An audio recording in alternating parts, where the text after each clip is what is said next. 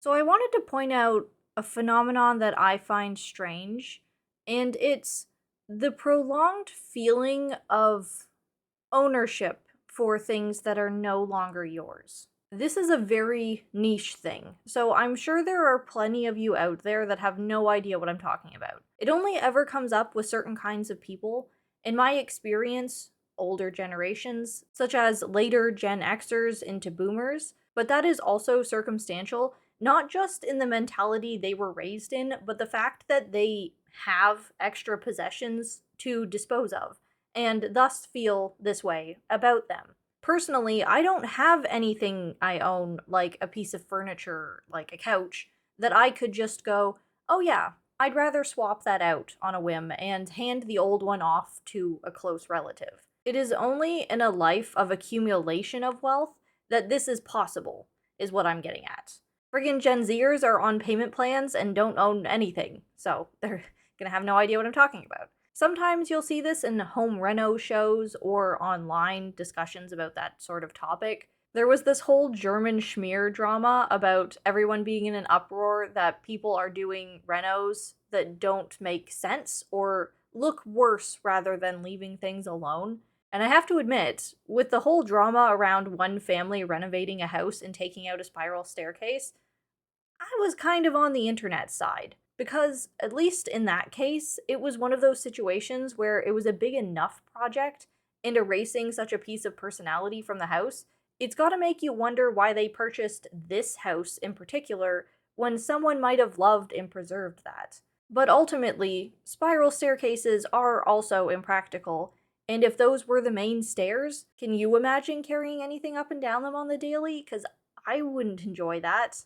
At the end of the day, people getting butthurt about reno content is silly because it's the new owner's house, and they have a right to make it into whatever fits their needs and preferences the most. But here we are at the crux of this topic. What if a house stays in the family? What if the previous owners feel the need to insert their opinion on how the house is allowed to be, even though it is no longer theirs? This is usually seen in childhood homes, inheritance, and this happens on smaller scales too, like passing on furniture, as I mentioned, and am going to use as my example. So I mentioned in this video the weird conditionals that were placed on us getting a mattress topper from my partner's parents. And now I have another instance where we aren't even the benefactors. Anticipation of usefulness of things later down the line has led to an amount of hoarding in this house. And some of the stuff, namely the furniture, is all nice enough stuff, but when you get enough of it in one space with no actual purpose, it becomes a hindrance too. A waste of space that would otherwise be better utilized, or lived in. So, upon one admittance to this reality, it was decided that his parents would get rid of a cabinet. They had no use for it over the last decade, if not more. None of their kids would ever want it, so we all agreed it should go. And so me and Z carried it out to the truck and lightly strapped it down so it wouldn't move, and his dad came out and commented that we should use more moving blankets to protect it. We took a second look, flicked the straps, thought about it, and said that we'd pass. It was already on there, secure, and it was just a 10-minute ride to get to the donation location, and it wasn't going to get damaged along the way. His dad insisted, and when Z said he didn't see a point, and asked what did he care if it got one tiny scratch on it somewhere, it's not his anymore, his dad, who normally doesn't get moody about anything, walked off with a harsh tone telling Z, nice fucking attitude.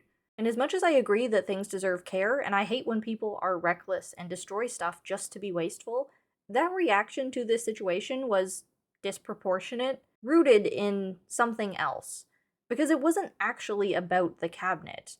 It was about the treatment of the cabinet as an extension of his property, which he is actually relinquishing. So, it's true. What does he care if it's not super pristine upon arrival? And it was still perfectly fine on arrival, by the way, no extra harm done, just extra effort not wasted. And I found that really interesting.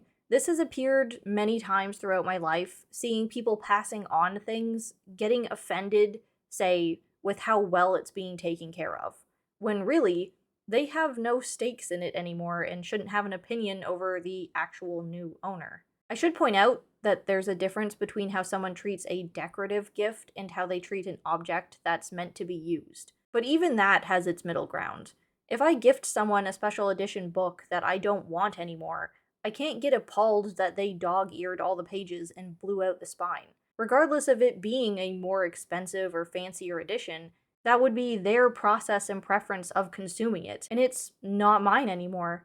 If I was going to be offended with how someone treats something I give them, that's on me. Moral of the story, don't give away things that you're still too attached to that you'll be affected with how others treat or use it, because that's not something that you can control anymore.